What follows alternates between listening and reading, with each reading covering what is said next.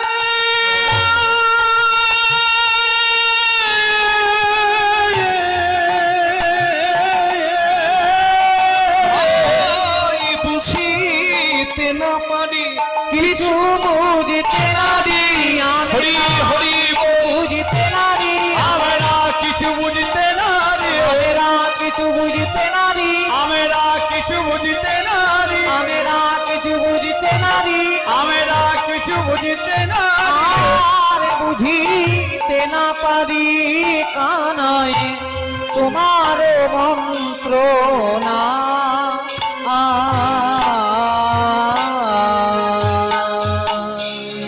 তুমি রইলা ঘরে বসে, গোঠে গেল তুমি রইলা ঘরে বসে, গোঠে গেল তুমি রইলা ঘরে বসে, গোঠে গেল উন্মত্ত হইয়া বেড়াই যদি কোরাখা, উন্মত্ত হইয়া বেড়ায় যতে কোরা, তারা সূক্ষ্ম প্রেমে আত্মহারা, তারা সূক্ষ্ম প্রেমে আত্মহারা, ডাকিলেও তাদের পাওয়া যায় না সারা, সূক্ষ্ম প্রেমে আত্মহারা, নানা ডাকিলেও তাদের পায় না সারা, সূক্ষ্ম প্রেমে আত্মহারা। উন্মত্ত হইয়া বেড়ায় যতে কো রাখা। যে মালাগুলি আমাকে দেওয়া হচ্ছে খুব যত্ন করেই আমাকে দিচ্ছে, কিন্তু সত্যি কথাই মনিহার আমায় নাহি সাজে।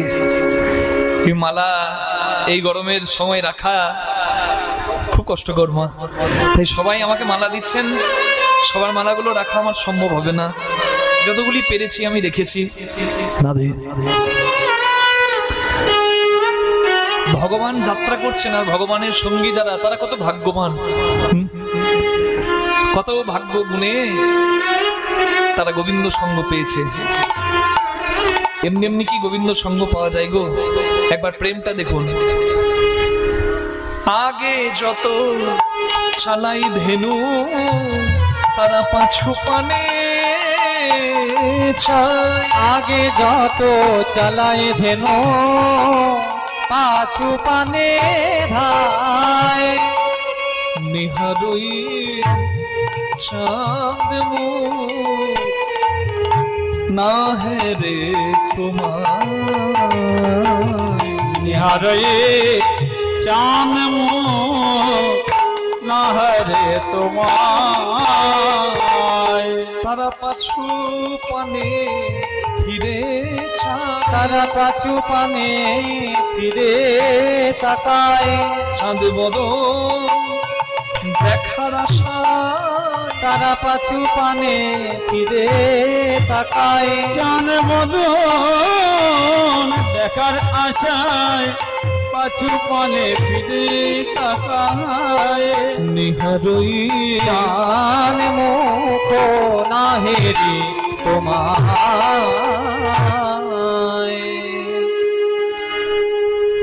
শ্রীরাম বলছে, ভাই এত বেলা হয়ে গেছে, তুই যাবি না? কৃষ্ণ বলছে, শ্রীরাম রে, এই দেখ না, মা আমার কথা শুনছে না কিছুতেই, বলে আর যেতে দেবে না। বলছে, তুই যদি না যাস জানিস তো কি হবে, তুই কি ভুলে গেলি ভালোবাসার কথা? তারা কত আনন্দ পায় তোর সঙ্গে যাত্রাকালে। ব্রজের ধেনুকুল আগের দিকে আমরা তাদেরকে চালিয়ে দিই,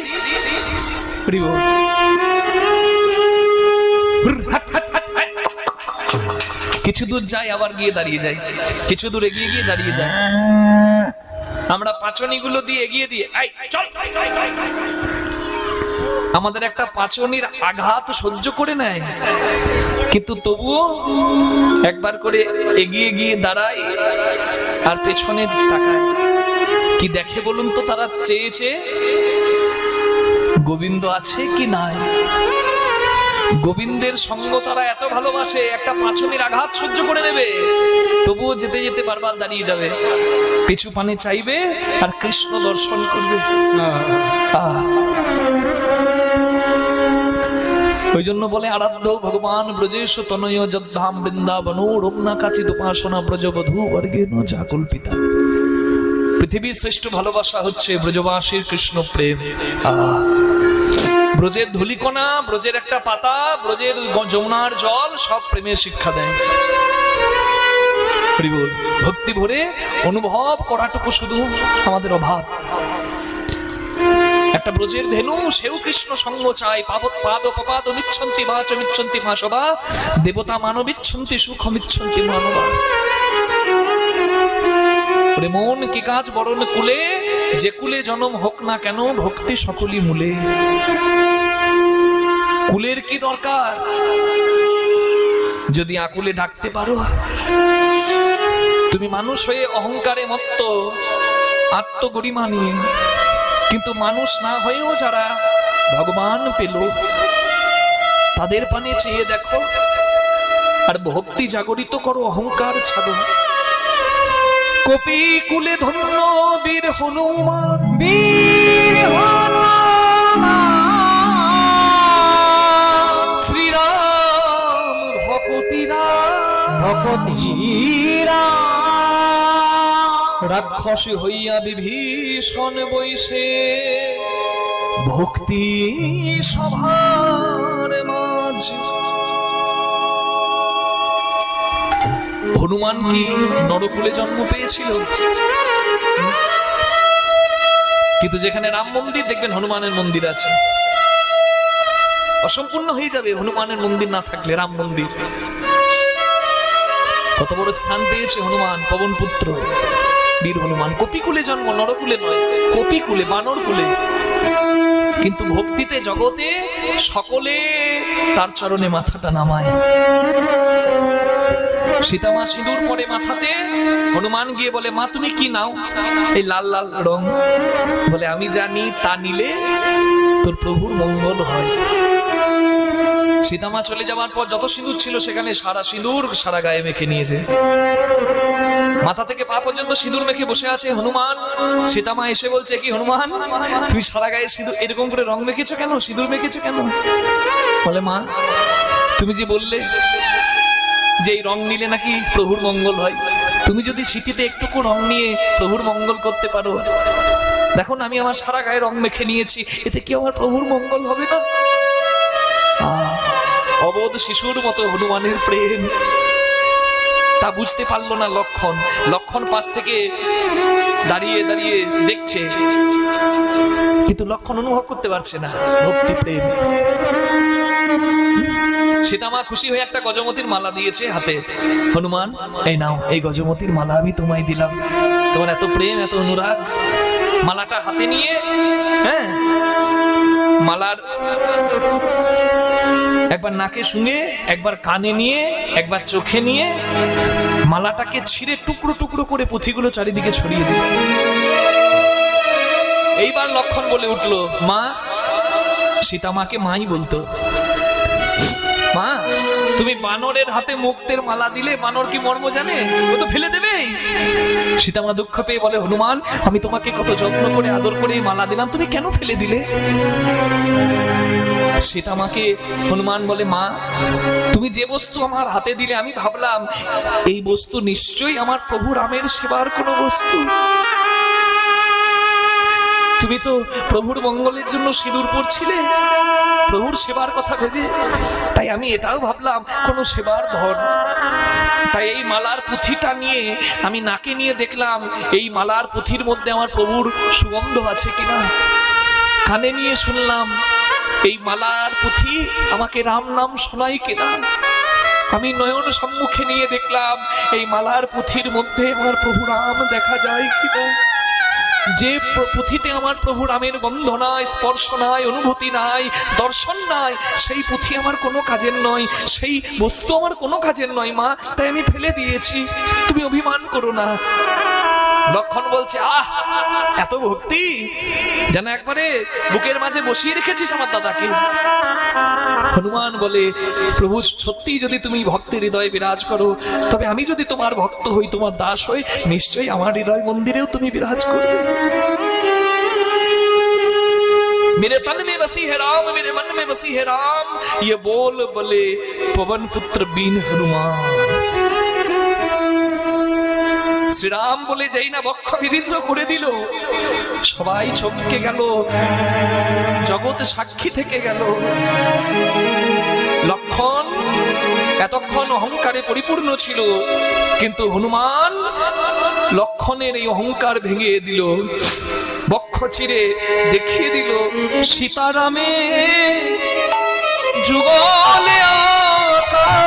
দেখে সীতারামে যুগলে আঁকা, দেখে সীতারামে যুগলে আঁকা, দেখো সীতারামে যুগলে আঁকা। ভক্তের দিদি মন্দিরে যাই গো দেখা, দেখে সীতারামে যুগলে আঁকা। ভক্তের দিদি মন্দিরে যাই গো দেখা, সীতারামে যুগলে আঁকা। দেখো না কেমন মিতাল করিল গুহক ছন্দাল বরে, গুহক চন্দাল বরে। বিদুরের বলো কি বাকুল ছিল, কৃষ্ণ খাইল যাহার ঘরে, কৃষ্ণ খাইল যার ঘরে। কি কুল ছিল বিদুরের, সে তো দাসী পুত্র। দুর্যোধন হাজার ব্যঞ্জন আয়োজন করে কৃষ্ণকে আহ্বান জানিয়েছে সেবা দেবে, আর মনে মনে দুর্যোধনের চিন্তা কি জানেন, ওই গোয়ালার বেটাকে কি খাইয়ে পাণ্ডবরা বশ করেছে, আমি এমন খাওয়াবো, ওই খাবার ওই নৈবেদ্য ওই গোয়ালার বেটা কোনোদিন চোখেই দেখেনি। কৃষ্ণকে আহ্বান করেও অন্তরে অহংকার, দুর্যোধনের সেবা ঘরে সেবা ভগবান করলেন না। রাজপথে যাচ্ছেন রথে চড়ে আমার ভগবান, আর স্নান করে আসছিলেন বিদুর স্ত্রী মা পরাশরী দেবী, মা পদ্মা।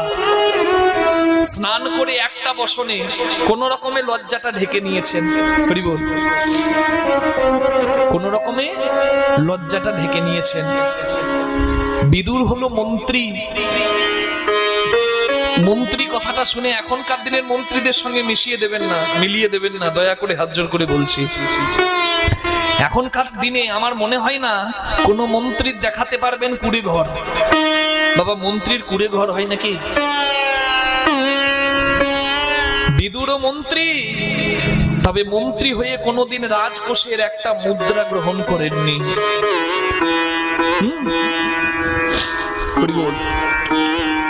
কিন্তু এখনকার দিনের মন্ত্রীদের সঙ্গে আপনি মেশাতে পারবেন না, কারণ এখনকার দিনের মন্ত্রীদের বাড়ি গাড়ি সবার পরিপূর্ণ। রাধে, এখনকার ভারতবর্ষকে আমরা বিচার করি রাজনীতির চোখ দিয়ে, কিন্তু রাজনীতি দিয়ে বিচার করতে গেলে আমরা কোনো জায়গাতেই থাকবো না। চৈতন্য মহাপ্রভু স্বপ্নাদেশ পেয়ে ময়না কাটার বনে এসে নিমতমাল যুগল মূল দেখতে পেলেন, কিন্তু কাঁদছেন নৃসিংহবল্লভ ঠাকুর, প্রভু তুমি তো বললে নিম কাঠ দিয়ে তোমার মূর্তি বিগ্রহ বানাতে, আমি তো বিগ্রহ বানাতে পারবো না, এ ব্যবস্থা কে করবে, তোমার মূর্তি বানাবে কে?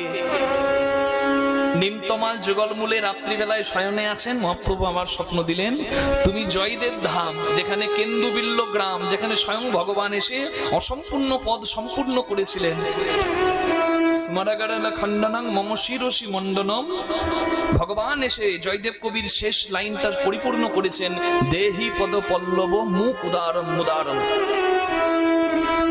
সেই জয়দেব ধামের কাছে শুকর নামে একটা গ্রাম, সেইখানেই তুমি পাবে একজন ভাস্কর বা মিস্ত্রি, তার নাম স্বরূপ মিস্ত্রি, তুমি তার কাছে যাও।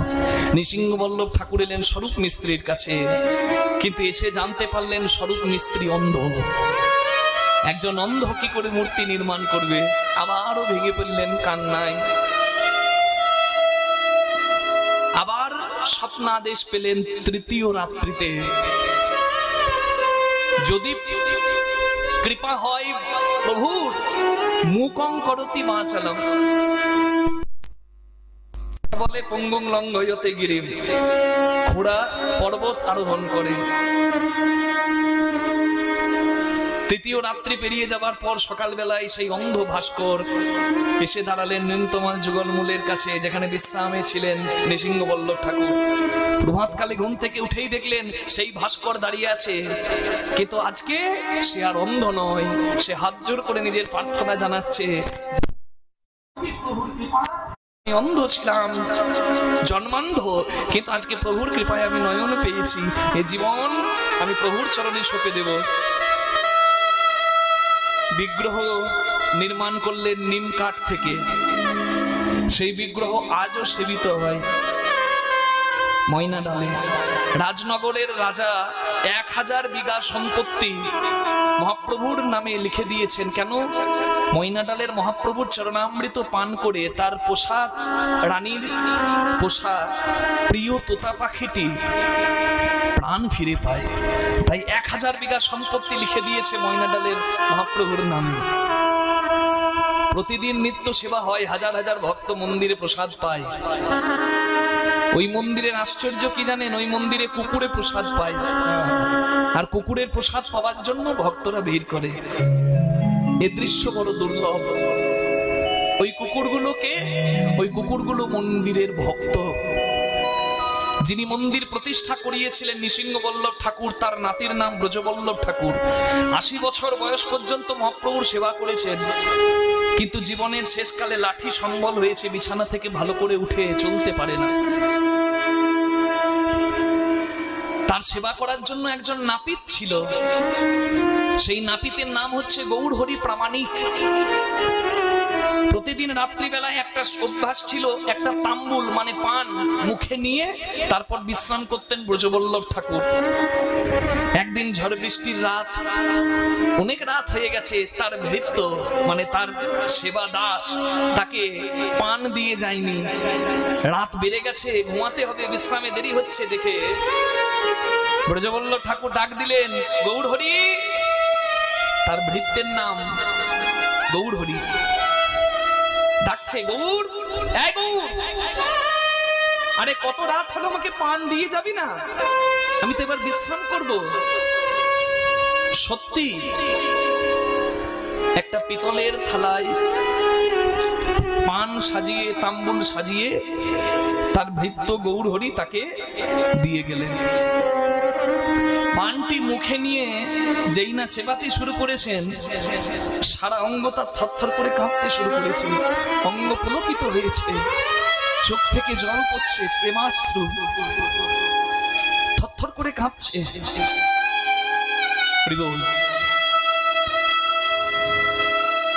কারণ যে পান তার মুখের ভেতরে, সেই পানের স্বাদ জাগতিক জগতে কোনো তাম্বুলে আসবে না। বুঝতে পারলো ব্রজবল্লভ ঠাকুর, এতদিন সে পান খেয়েছে সারা জীবন, কিন্তু এইরকম স্বাদ তো কোনোদিন পায়নি। তাহলে এই পানে কি দিয়েছে তার ভৃত্য? সারা রাত্রি ঘুমাতে পারলো না, অপেক্ষা করছে সকাল হবে, কখন তার ভৃত্য মানে তার সেবা দাস, তার চাকর তার কাছে আসবে আর তাকে প্রশ্ন করবে। প্রভাতকালে ভৃত্য যখন এসেছে দরজায়, সারা রাত ঘুমায়নি, ভৃত্যের কাছে গিয়ে হাত ধরে বলছে, বাবা, কাল রাত্রে বিলম্ব হচ্ছে দেখে আমি তোকে পান আনতে বললাম, তুই আমাকে যে পান দিয়ে গেলি সেই পান আমি কোনোদিন পাইনি, এত সুন্দর স্বাদ। সেই পানের মধ্যে তুই কি দিয়েছিলি সত্যি করে বলতো? কারণ ওই পানের মধ্যে আমি অষ্টপদ্ম পদ্ম পলাশের সুগন্ধ পেলাম, যেটি আমি প্রভুর সেবা কালে পেয়েছি। তুই এই পান কোথা থেকে পেয়েছিস, আমাকে একটু কৃপা করে বল। ওই ভৃত্য জানাচ্ছে, বাবু, আমার মেয়ের কাল শরীর খারাপ ছিল, আমি মেয়ের শ্বশুর বাড়িতে গিয়েছিলাম মেয়েকে দেখতে, আমি তো ময়নাডালেই ছিলাম নাকি? তুই যদি ময়নাডালে না থাকিস তাহলে এই পান আমাকে দিয়ে গেল কে? ওই যে তোর দেরি দেখে আমি চিৎকার করে ডাকছিলাম, গৌর হরি, গৌর পান দিয়ে যা, গৌর পান দিয়ে যা, এই গৌর পান দিয়ে যা। তবে কি আমার ডাক, আমার ইচ্ছা পূরণ করতে আমার আরাধ্য ভগবান, আমার মন্দিরের গৌর আমার কাছে চাকর সেজে তুই কৃপা করে আমার কাছে নিয়ে চল, তুই কৃপা করে আমাকে নিয়ে চল গৌড়ের কাছে। মন্দিরের দরজা খোলা হলো। বৃদ্ধ ব্রজবল্লভ ঠাকুর ভালো করে চলতে পারে না, লাঠি ছেড়ে হামাগুড়ি দিতে দিতে চৈতন্য মহাপ্রভুর চরণের কাছে এসে হাত জোর করে বলছে, গৌড় তুমি বলে দাও আমি যা ভাবছি সব মিথ্যা, আমি সব মিথ্যা, তুমি প্রমাণ করে দাও। আমি সারা জীবন যে প্রভুর সেবা করে এসেছি সে কি কখনো আমার চাকর হয়ে আমার কাছে আসবে? তুমি বলো, তুমি বলো সব মিথ্যা। দেখছে চৈতন্য মহাপ্রভুর মুখে মৃদু মৃদু হাসি। চৈতন্য মহাপ্রভু পরিষ্কার করে জানিয়ে দিলেন যে এই কীর্তিকার। চৈতন্য মহাপ্রভু হাতটি বাড়িয়ে দিলেন ভক্তের সম্মুখে, আজও সেই হাত বাড়িয়ে দিলেন। আর সেই তাম্বুল সাজালে, পান সাজালে যেমন লাল চিহ্ন থাকে হাতের মধ্যে, মহাপ্রভু হাত বাড়িয়ে দেখিয়ে দিলেন। আর ব্রজবল্লভ ঠাকুর দেখছে, জোর করে প্রার্থনা করলেন, শচীনন্দন গৌর হরি দয়া করো মোরে, যেন কুকুর করিয়া রেখো তোমার ভক্ত। ভক্তের ইচ্ছা পূরণ করতে তুমি যদি ভক্তের ভৃত্য হও, চাকর হও, তাহলে সেই প্রভুর চরণ ছাড়া আমি যেন কোনোদিন না হয়। আমি তোমার কাছে প্রার্থনা করি, জানি না পরজন্ম আবার আমি কোন জন্ম পাবো, তবে প্রার্থনা তোমার কাছে করি, ওগো বৈষ্ণব গোসাই আমারে তরাইয়া লইই ভিক্ষা চাই, যেন তোমার দ্বারে কুকুর করে উচ্ছিষ্ট দিও গোসাই। তুমি যে কোলেই পাঠাও না কেন, যেন তোমার চরণে ছাড়া করোনা প্রভু, যেন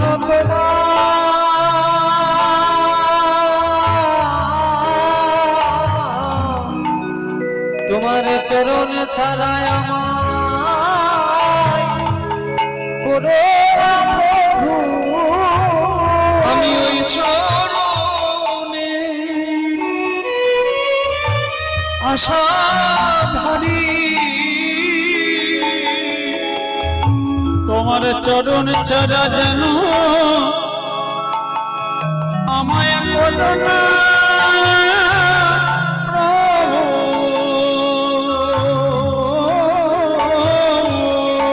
তোমার ওই চরণে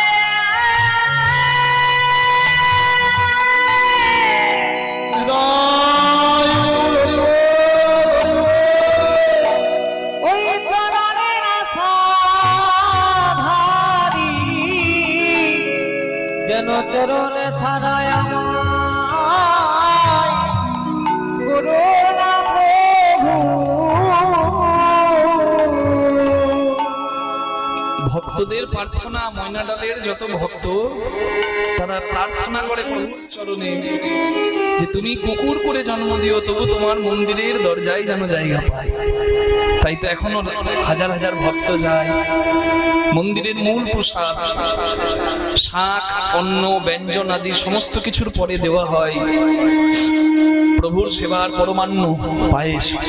সেই পায়েস যদি পাওয়ার কারোর স্বাদ হয় তাহলে পাওয়া দেওয়া মাত্র সঙ্গে সঙ্গে পেতে হয়, আর তা না হলে ওই পায়েসের অধিকার থাকে মন্দিরের যত কুকুরদের। এখন অনেক ভক্ত আমি নিজের সচক্ষে দেখেছি ওই কুকুরের উচ্ছিষ্ট গ্রহণ করে ভক্তি ভরে। রাধে। তাহলে দেখুন, হই হই হই হই রাধে, যে আমার হয় আমি তার হই, যে আমাকে সারা জীবন ভালোবাসলো আমি তার ভৃত্য হই। কারণ ঋণ আমার ভগবান রাখেন না, শুধু ভালোবাসাতে ভক্তি করাতে আমাদের কৃপণতা। প্রভু তো দেবার জন্য তো হাত বাড়িয়ে আছে। আজ চৈতন্য মহাপ্রভুর ভক্ত সঙ্গে আজকে সিনা আর বেনু এই হাতে নিয়ে চৈতন্য মহাপ্রভু আজকে সেই কৃষ্ণ ভগবানের গমন গোষ্ঠের ভাব চৈতন্য মহাপ্রভুর জেগেছে। অদ্যাপি সেই লীলা করেন গোড়া রায়, কোন কোন ভাগ্যবান দেখিবারে পায়। ভাগ্যবান যে গুরুচরণাশ্রিত জীব, গুরু কৃপা বলে গুহ্য লীলা, এই গুপ্ত লীলা বুঝতে পারে, অনুভব করতে পারে। রাধে রাধে। আজকে চৈতন্য মহাপ্রভু যে রামায় সুন্দরানন্দ সঙ্গে নিত্যানন্দ,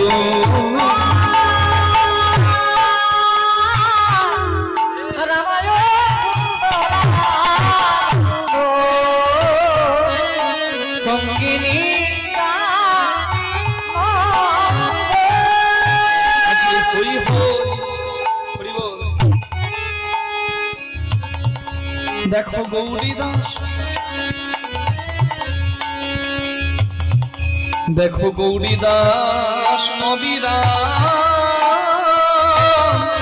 সবারে আনন্দ, দেখো গৌরীদাস অবিরা,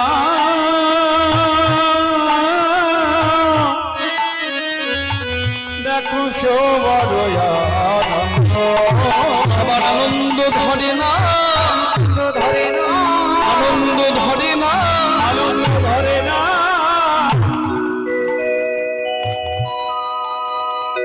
আনন্দ হবে না, সব চিত আনন্দময়। মনিটার কেটে গেছে, এটা ঠিক ছিল, কি হচ্ছে?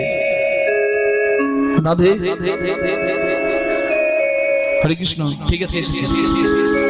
সচ্চিত আনন্দময় আমার ভগবান, সেই সচ্চিদ আনন্দ ভগবানের সঙ্গ পেয়ে, হ্যাঁ, আনন্দময় সঙ্গে আছে, তাদের আনন্দ ধরে না, আনন্দময় সঙ্গে আছে, আনন্দ ধরে না, আনন্দময়কে পেয়ে আনন্দ ধরে না, আনন্দময় আজ আনন্দের সীমানা, আনন্দময়কে পেয়ে আনন্দের সীমানা, আনন্দের সীমানায়, আনন্দের সীমানায়, আনন্দের সীমানায়, আনন্দ ধরে না। গৌরীদাসী অবিরা সবারে আনন্দ, দেখো সবার আনন্দ। আনন্দটা বেশি কেন? কারণ চৈতন্য মহাপ্রভু আজকে আনন্দে মত্ত হয়ে দুহাত তুলে নৃত্য করছেন। এই যে চৈতন্য মহাপ্রভু দুহাত তুলে নৃত্য করছেন, তাদেরকে কৃষ্ণ তাদেরকে ভাগ্যবান পদকর্তা কলম দিচ্ছেন।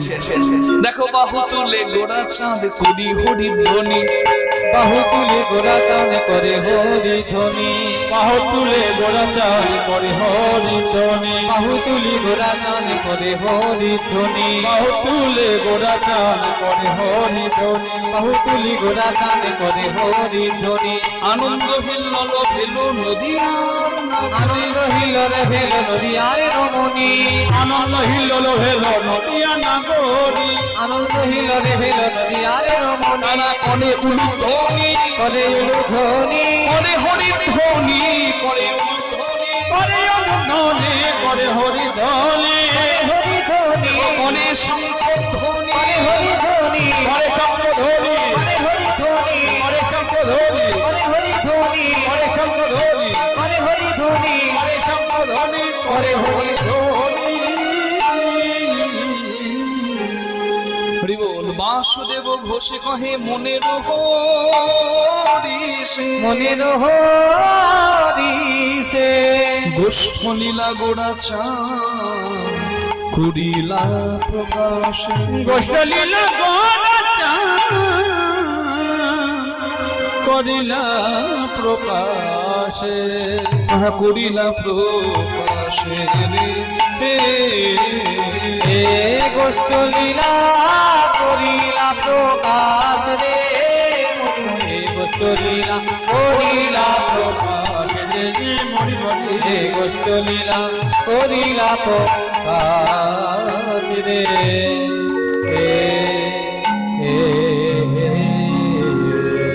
জয় জয় নিতাই গৌর প্রেমানন্দে হরি বল। হরি বল, হরি বল, হরি বল।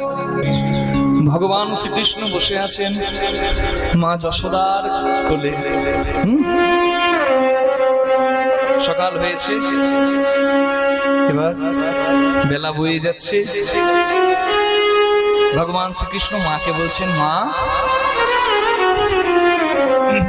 তুমি আমাকে তাড়াতাড়ি করে সাজিয়ে দাও, আমি গোষ্ঠী যাব। হায়ারে হায়ারে কিবা বসি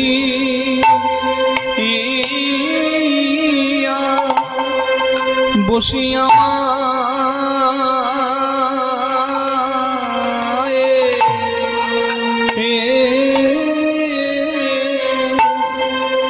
মায়ের কোলে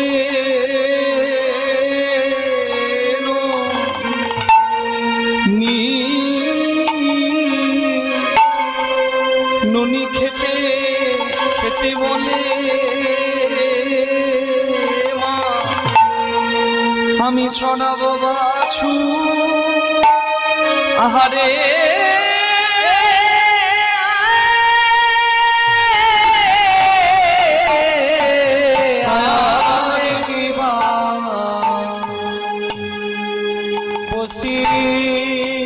বলে, মাগো আমি যাবো গোঠে, বলে মাগো আমি যাব গোঠে, বলে মাগো আমি যাব গোঠে, আমায় সাজা এ দে গোঠে সাজে। মাগো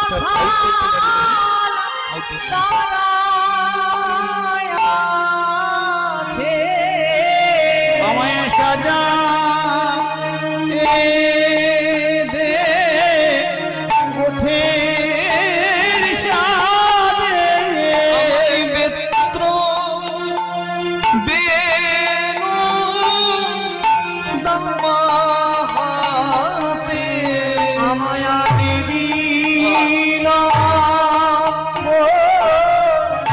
সহে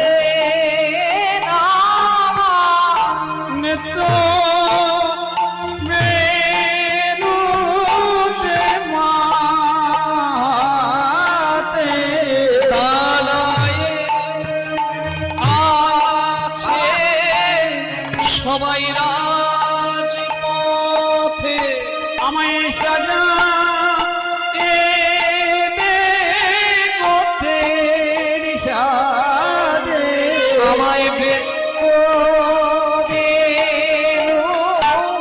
দাও মা দাঁড়ায় আছে রাজপথে, আমায়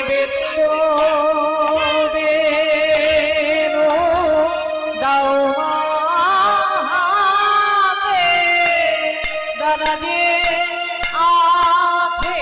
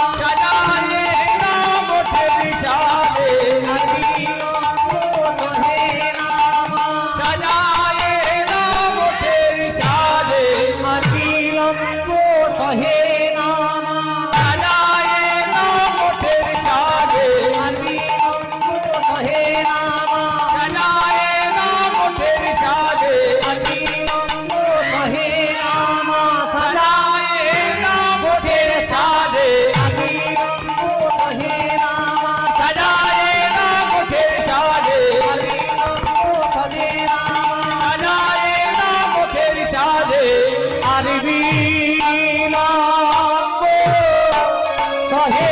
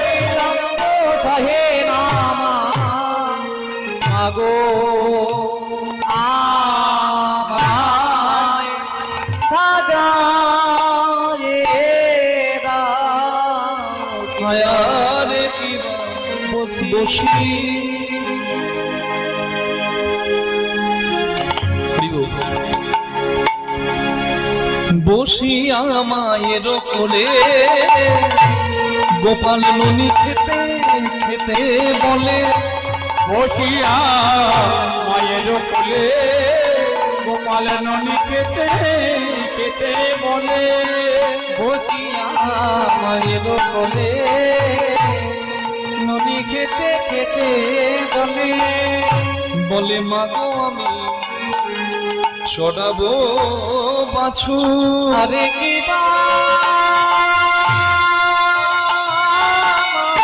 গো আমি চড়াবো বাছু আমায় পড়াইয়া দেহ ধরা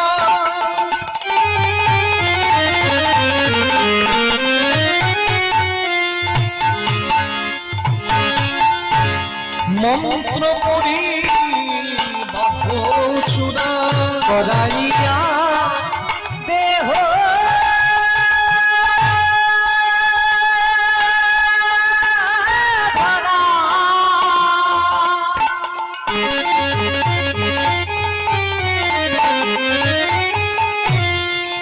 আমার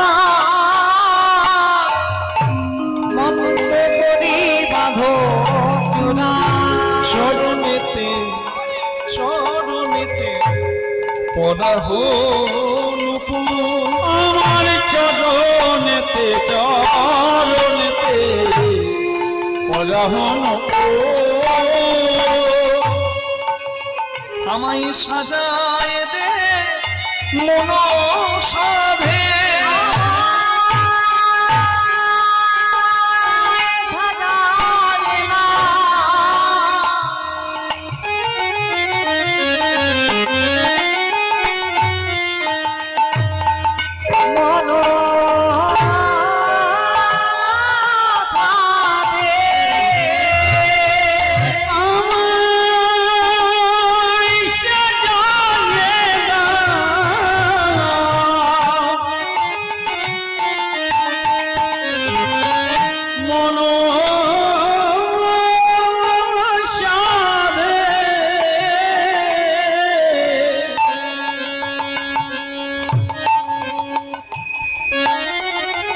যাবো আমি গোঠো মাঝে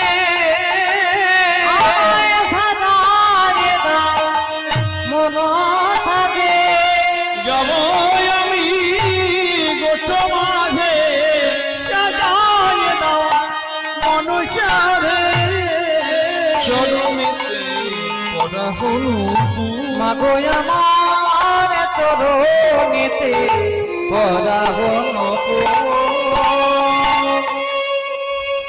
যশোদার কোলে বসে আছেন আমার নন্দলালা শুদ্ধ চিতে নবনী মন্থন করে সেই নবনীকে বসনাঞ্চলে ছেঁকে নিয়ে গোবিন্দের বদনে তুলে দিচ্ছে।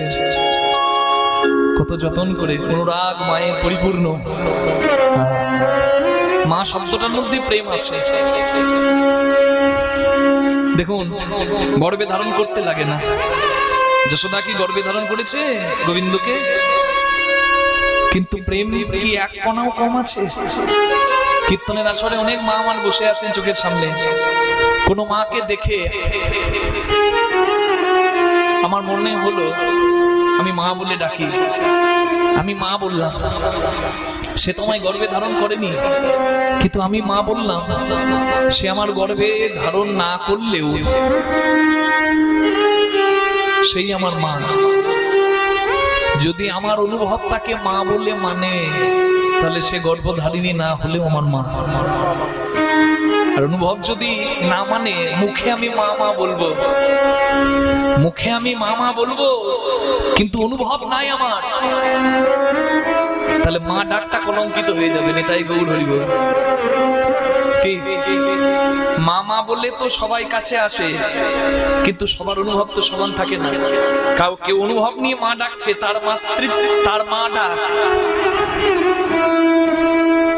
সত্যিকারের সার্থক, কারণ সে অনুভবে ডাকছে। অনুভব বড় ধন, অনুভব যার মধ্যে আছে। ভগবান তো দিয়েছে সবাইকে চোখ, হাত, নাক, কান, মুখ, কিন্তু সবার অনুভব সমান নয় বাবা। যে মালি মালাটা গাঁথে, সে যত্ন করলেই মালাগুলো গাঁথে। কিন্তু কি আশ্চর্যের কথা দেখুন, কোন মালা মন্দিরে স্থান পায়, ভগবানের গলায় মালা হয়। কোন গলা রাজনৈতিক নেতার গলায় মালা হয়। কোন মালা ফুলসজ্জার রাত্রে বরবধূর গলায় দোলে। কোন মালা কেউ মারা গেছে, তার শেষ যাত্রায় তার সঙ্গী হয়।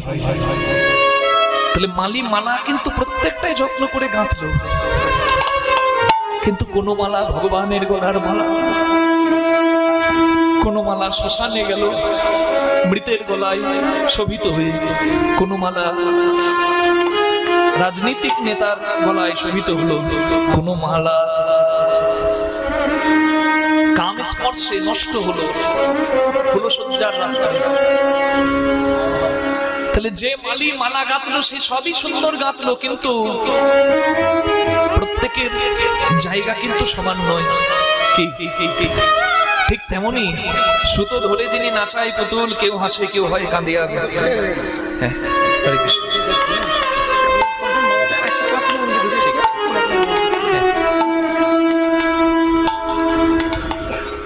অদ্যকালে গমন গোষ্ঠ লীলার ব্যয়ভার বহন করেছেন পিতা স্বর্গীয় মুরারিলাল সুরেখার স্মৃতির উদ্দেশ্যে পুত্র নীরজ সুরেখা।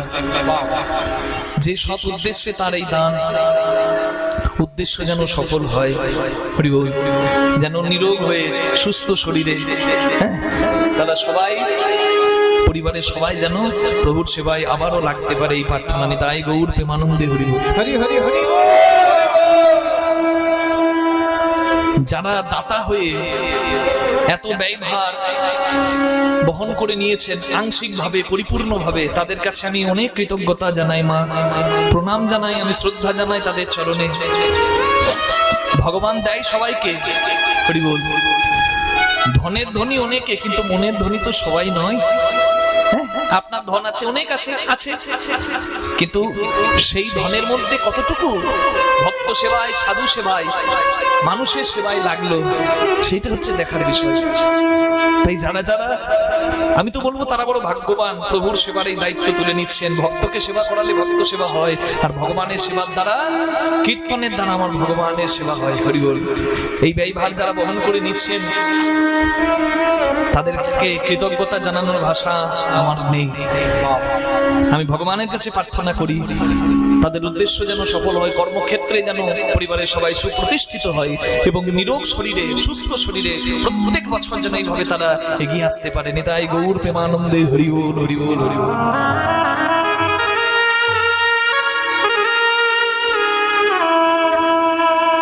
সুতো ধরে নাচায় পুতুল, কেউ হাসে কেউ হয় কাঁদিয়া ব্যাকুল। তাহলে যে মালি মালা গেঁথেছে, সে কিন্তু যত্ন করে গেঁথেছে, কিন্তু কোন মালা মন্দিরে যাচ্ছে, কেউ শ্মশানে যাচ্ছে, কেউ ভাসর ঘরে যাচ্ছে, জায়গা আলাদা। তিনি ভগবান আমাদের প্রত্যেককে যত্ন করেই গড়েছেন। কিন্তু দেখুন আমাদের গতি কিন্তু সবার সমান নয়, কখনো এক হতে পারে না, কখনো সমান নয়, গতি আলাদা হবে। কারণ চোখ ভগবান সবাইকে দিয়েছে কিন্তু সবাই সমান দেখে না, কান সবাইকে ভগবান দিয়েছে সবাই সমান শোনে না, মুখ সবাইকে ভগবান দিয়েছে সবাই সমান বলে না। ভগবান অর্জুনকে বিশ্বরূপ দর্শন করিয়েছিলেন বটে, তবে তার আগে ভগবান বিশ্বরূপটা দেখিয়েছিলেন দুর্যোধনকে। কিন্তু দুর্যোধনের কৃষ্ণ দেখার অর্জুনের কৃষ্ণ দেখা সমান নয়। কুরুক্ষেত্রের যুদ্ধের আগে ভগবান এসেছিলেন দুর্যোধনের কাছে, দুর্যোধন তোমার ভাই, পাণ্ডবরা তোমার ভাই, 5 ভাইকে পঞ্চগ্রাম দিয়ে দাও, 5টি গ্রাম দিয়ে দাও, এত বড় যুদ্ধ হবে না, রক্ত পড়বে না, চোখের জল পড়বে না। তুমি পারো না, তুমি তো দাদা, তোমার অনেক বড় মন, তুমি দান করে দাও, এই যুদ্ধ পারো তুমি আটকাতে, তুমি দান করে দাও। দুর্যোধন বলছে বিনা যুদ্ধে নাহি দেব সুচক্র মেদিনী, সূচের টকার মাটি দেব না। ওরা কত বড় বীর, যুদ্ধ করে ওদের অংশ ওরা নিয়ে যাক। আর তুমি যে আমাকে জ্ঞান দিতে এসেছো পাণ্ডবদের দালাল হয়ে, আমাকে জ্ঞান দিতে আসার যে কি পরিণাম হয় তোমাকে ভোগ করতে হবে। এত বড় সাহস তোমার, আমাকে জ্ঞান দেবে? এই কে আছিস? এই গোয়ালার বেটাকে বাঁধতো এখানে। জগৎকে যে বেঁধেছে মা, তাকে দুর্যোধন বাঁধলো দেওয়ালের সঙ্গে, স্তম্ভের সঙ্গে, ভগবানকে বেঁধে দিয়েছে। আর বলে সারাদিন আমার ঘরে বাঁধা থাকো, আমাকে জ্ঞান দিতে আসা। দেখো কি পরিণাম। কৃষ্ণকে বেঁধে দিয়ে দুর্যোধন যেই না পিছু ঘুরেছে,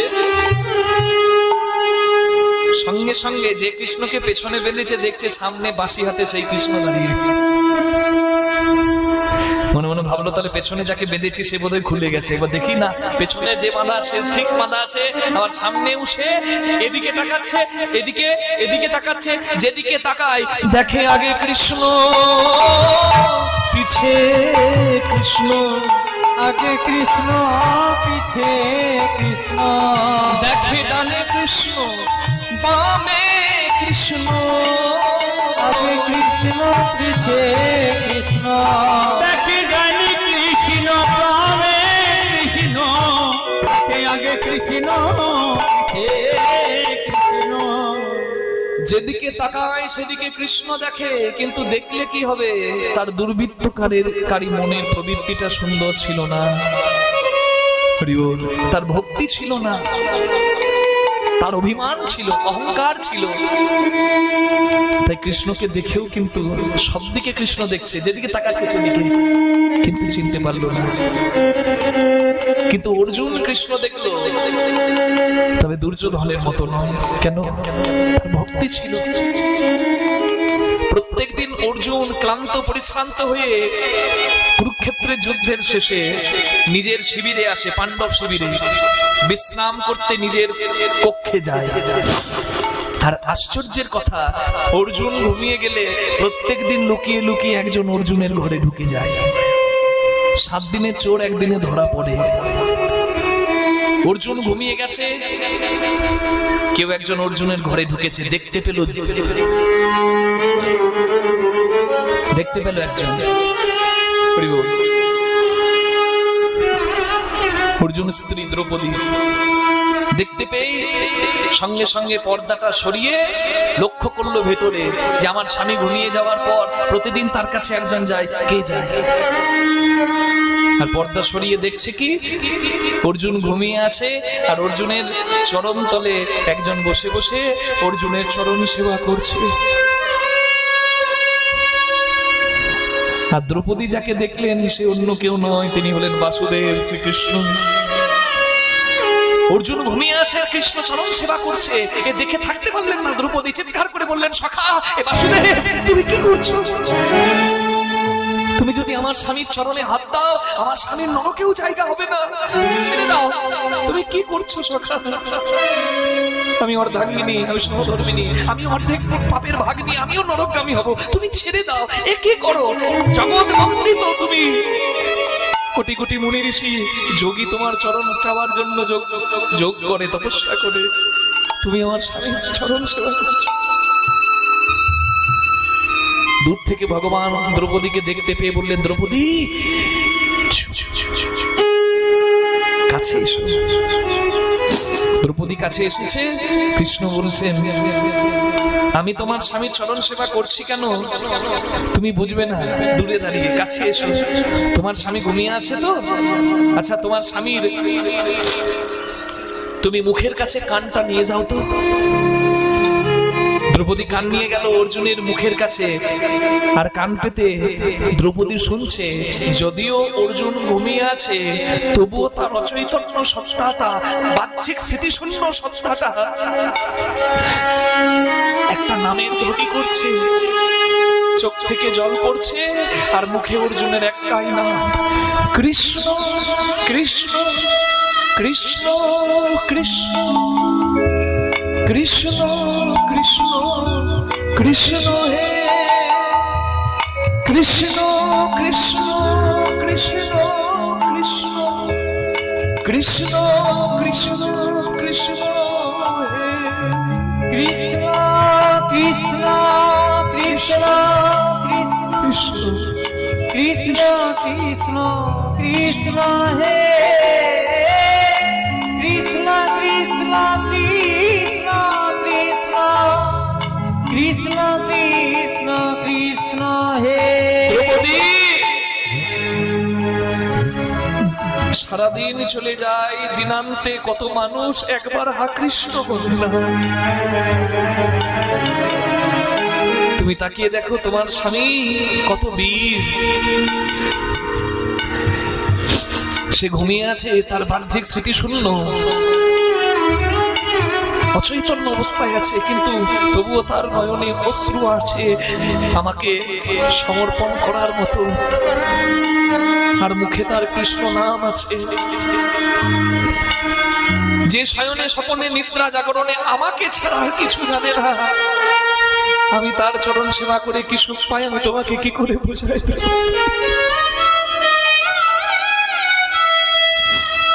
যে করে আশ করি তার সর্বনাশ, তথাপি যে না ছাড়ে মোর পাশ, আমি হই তার দাসানুদাস।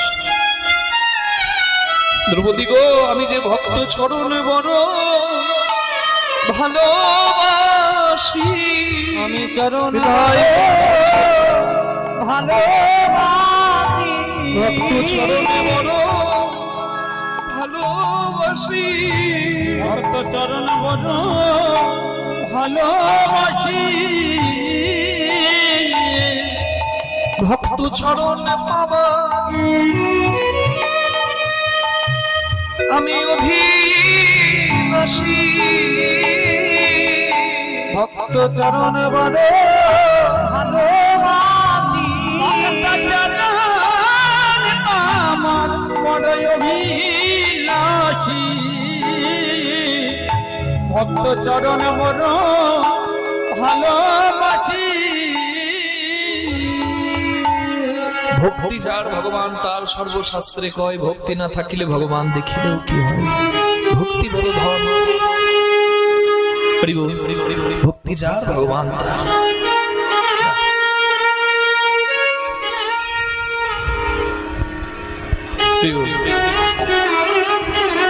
মা যশোদা ভক্তি ভরে কৃষ্ণকে সেবা দিচ্ছে। কৃষ্ণ বলছে, মা মা গো, আমি গোষ্ঠে যাব। বলে, তুই আমার নয়নমণি, তুই রাজার ছেলে, তুই আমার গোষ্ঠে কি জন্য যাবি বাবা? বলে, মা রাজার ছেলে হয়ে যদি আমি জাতি ব্যবসা ভুলে যাই, সবাই আঙুল দেখাবে আমার বাবার দিকে যে কেমন শিক্ষা, জাতি ব্যবসা ভুলে গেছে। গোয়ালার সুখ কিসে? গরু যদি ভালো থাকে। সুখান্তে শিরনা গাভী, দুখান্তে পুত্র পণ্ডিত, যশ অন্তে প্রবলা নারী, কুলন্তে ব্রাহ্মণ রিপু। অর্থাৎ এই কথাটা আমি যদি উত্তরটা বলি অনেক মায়ের রাগ হবে, তাই বলবো না, গায়ে মেখে নিতে পারে। যে কীর্তনিয়া আমাদেরকে শোনালো কথাটা, কিন্তু শাস্ত্রের বছর আমার কথা নয়, যদি বলেন শুনবো তাহলে বলবো। বাড়ি